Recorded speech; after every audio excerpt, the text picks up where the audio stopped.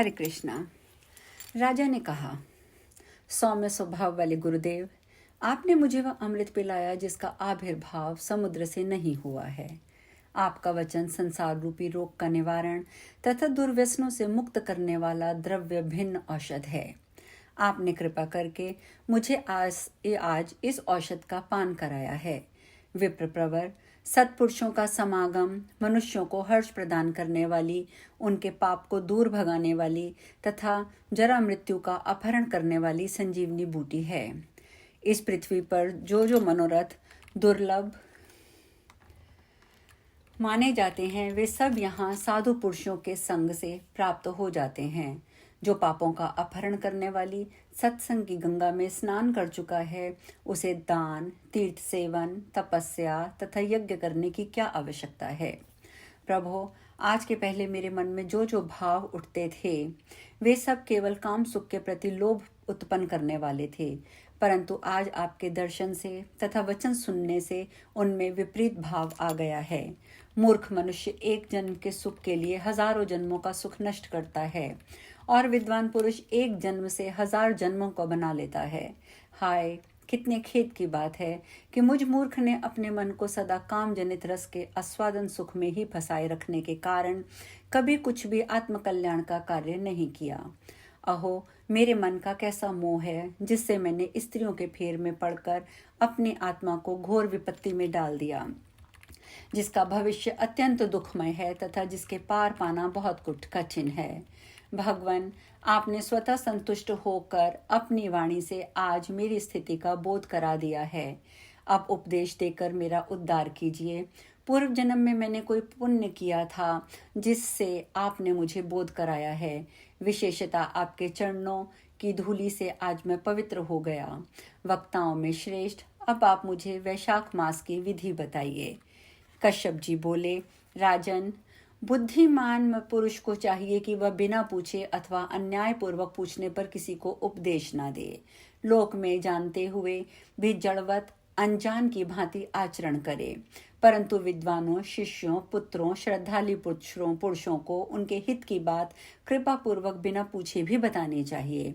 राजन, इस समय तुम्हारा मन धर्म में स्थित हुआ है, अतः मैं तुम्हें वैशाख स्नान के व्रत का पालन कैसे करते हैं वह बताऊंगा और पालन कराऊंगा। तदंतर पुरोहित कश्यप ने राजा महिरथ के से वैशाख मास में स्नान, दान, पूजन कराया। शास्त्र में वैशाख स्नान की जैसी विधि उन्होंने देखी थी उसका पूरा पालन कराया। राजा महिरथ ने भी गुरु की प्रेरणा से उस समय विधि पूर्वक सब नियमों का पालन किया तथा माधव मास का जो विधान उन्होंने बताया वह सब आदर पूर्वक सुना। उन नृपश्रेष्ठ ने प्रातःकाल स्नान करके भक्ति भाव के साथ पाद्य और अर्घ्य आदि देकर श्रीहरि का पूजन किया और नैवेद्य भोग लगाया। यमराज कहते हैं, ब्राह्मण, तत्पश्चात राजा के ऊपर काल की दृष्टि पड़ी। अधिक मात्रा में रति का सेवन करने से उन्हें क्षय रोग हो गया था, जिससे उनका शरीर दुर्बल हो गया। अंततः उनकी मृत्यु हो गई। उस समय मेरे और भगवान विष्णु के दूत भी उन्हें लेने पहुंचे। विष्णु दूतों ने, ये राजा धर्मात्मा है, यूं कहकर मेरे सेवकों को डांटा और स्वयं राजा को विमान पर बिठाकर वे वैकुंठ लोक में ले गए। वैशाख मास में प्रातःकाल स्नान करने से राजा का पातक नष्ट हो चुका था। भगवान विष्णु के दूत अत्यंत चतुर होते हैं। वे भगवान की आज्ञा के अनुसार राजा महिरथ को नरक मार्ग के निकट ले चले। जाते जाते राजा ने नरक में पकाए जाने के कारण घोर चित्कार करने वाले नारकीय जीवों का आर्तनाद सुना। कड़ाह में डालकर औटाए जाने वाले पापियों का क्रंदन बड़ा भयंकर था। सुनकर राजा को बड़ा विस्मय हुआ। वे अत्यंत दुखी होकर दूतों से बोले, जीवों के कराहने की ये भयंकर आवाज क्यों सुनाई दे रही है? इसमें क्या कारण है? आप लोग मुझे बताने की कृपा करें। विष्णुदूत बोले, जिन प्राणियों ने धर्म की मर्यादा का परित्याग किया है, जो पापाचारी एवं पुण्यहीन हैं, वे तामिस्त्र आदि भयंकर नरकों में डाले गए हैं। पापी मनुष्य प्राण त्याग के पश्चात यमलोक के मार्ग में आकर भयानक दुख भोगते हैं। यमराज के भयंकर दूत उन्हें इधर उधर घसीटते हैं। वे अंधकार में गिर पड़ते हैं, उन्हें आग में जलाया जाता है, उनके शरीर में कांटे चुभोए जाते हैं, उनको आरी से चीरा जाता है तथा भूख प्यास से पीड़ित रहते हैं। पीव और रक्त की दुर्गंध के कारण उन्हें बार बार मूर्छा आ जाती है। कहीं वे खौलते हुए तेल में औटाए जाते हैं, कहीं उन पर मूसलों की मार पड़ती है, कहीं तपाए हुए लोहे की शिलाओं पर डालकर उन्हें पकाया जाता है, कहीं वमन, कहीं पीव, कहीं रक्त उन्हें खाने को मिलता है। मुर्दों की दुर्गंध से भरे हुए करोड़ों नरक हैं, जहाँ शरपत्र वन हैं, शिलापात के स्थान हैं, जहाँ पापी शिलाओं पर पटके जाते हैं, तथा वहाँ की समतल भूमि भी आग से तपी होती है। इसके सिवा गर्म लोहे के, खौलते हुए तेल के, मैदा के, तपे हुए स्तंभ के, कूट शाल्मिक नाम के भी नरक हैं। छुरे, कांटे, कील और उग्र ज्वाला के कारण शोभ और भय उत्पन्न करने वाले बहुत से नरक हैं। कहीं तपी हुई वैतरणी नदी है, कहीं पीप से भरे हुए अनेकों कुंड हैं। इन सब में पृथक पृथक पापियों को डाला जाता है। कुछ नरक ऐसे हैं जो जंगल के रूप में हैं, वहाँ के पत्ते तलवार की धार के समान तीखे हैं, इसी से उन्हें असिपत्र वन कहते हैं। वहां प्रवेश करते ही नर नारियों के शरीर कटने और छिलने लगते हैं। कितने ही नरक घोर अंधकार और आग की लपटों के कारण दारुण प्रतीत होते हैं। इनमें बार बार यातना भोगने के कारण पापी जीव नाना प्रकार के स्वरों में रोते और विलाप करते हैं। राजन, इस प्रकार ये शास्त्र विरुद्ध कर्म करने वाले पापी जीव कराहते हुए नरक यातना का भोग कर रहे हैं। उन्हीं का ये क्रंदन हो रहा है। सभी प्राणियों को अपने पूर्वकृत कर्मों का भोग करना पड़ता है। पराई स्त्रियों का संग प्रसन्नता के लिए किया जाता है, किंतु वास्तव में वह दुख देने वाला होता है।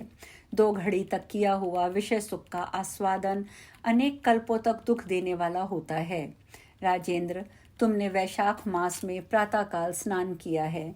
उसकी विधि का पालन करने से तुम्हारा शरीर पावन बन गया है। उससे छूकर बहने वाली वायु का स्पर्श पाकर ये क्षण भर के लिए सुखी हो गए हैं। तुम्हारे तेज से इन्हें बड़ी तृप्ति मिल रही है। इसी से अब ये नरकवर्ती जीव कराहना छोड़कर चुप हो गए हैं। पुण्यवानों का नाम भी यदि सुना या उच्चारण किया जाए तो वह सुख का साधक होता है। उसे छूकर चलने वाली वायु भी शरीर को लगने पर बड़ा सुख देती है। यमराज कहते हैं, करुणा के सागर राजा महिरथ अद्भुत कर्म करने वाले भगवान विष्णु के दूतों की उपयुक्त बात सुनकर द्रवित हो गए। निश्चय ही साधु पुरुषों का हृदय मक्खन के समान होता है। जैसे नवनीत आग की आंच पाकर पिघल जाता है, उसी प्रकार साधु पुरुषों का हृदय भी दूसरों के संताप से संतप्त होकर द्रवित हो उठता है। उस समय राजा के दूतों ने ये कहा। राजा से बोले, इन्हें देखकर, राजा आगे बोले, इन्हें देखकर मुझे बड़ी व्यथा हो रही है। मैं इन व्यथित प्राणियों को छोड़कर जाना नहीं चाहता। मेरी समझ में सबसे बड़ा पापी वही है जो समर्थ होते हुए भी वेदनाग्रस्त जीवों का शोक दूर ना कर सके।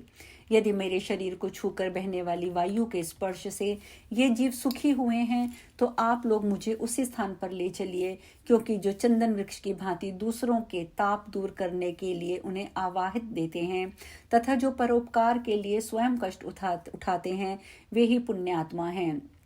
संसार में वे ही संत हैं और दूसरों के दुखों का नाश करते हैं तथा पीड़ित जीवों की पीड़ा दूर करने के लिए जिन्होंने अपने प्राणों को तिनकों के समान निछावर कर दिया है, जो मनुष्य सदा दूसरों की भलाई के लिए उद्यत रहते हैं, उन्होंने ही इस पृथ्वी को धारण कर रखा है। जहाँ सदा अपने मन को ही सुख मिलता हो, वह स्वर्ग भी नरक के समान है। अतः साधु पुरुष सदा दूसरों के सुख से ही सुखी होते हैं।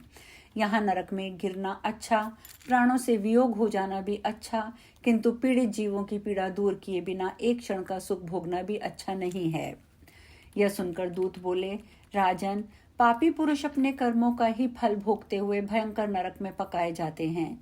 जिन्होंने दान, होम अथवा पुण्य तीर्थ में स्नान नहीं किया है, मनुष्यों का उपकार तथा कोई उत्तम पुण्य नहीं किया है, यज्ञ, तपस्या, प्रसन्नता पूर्वक भगवत नामों का जाप नहीं किया है, वे ही परलोक आने पर घोर नरकों में पकाए जाते हैं।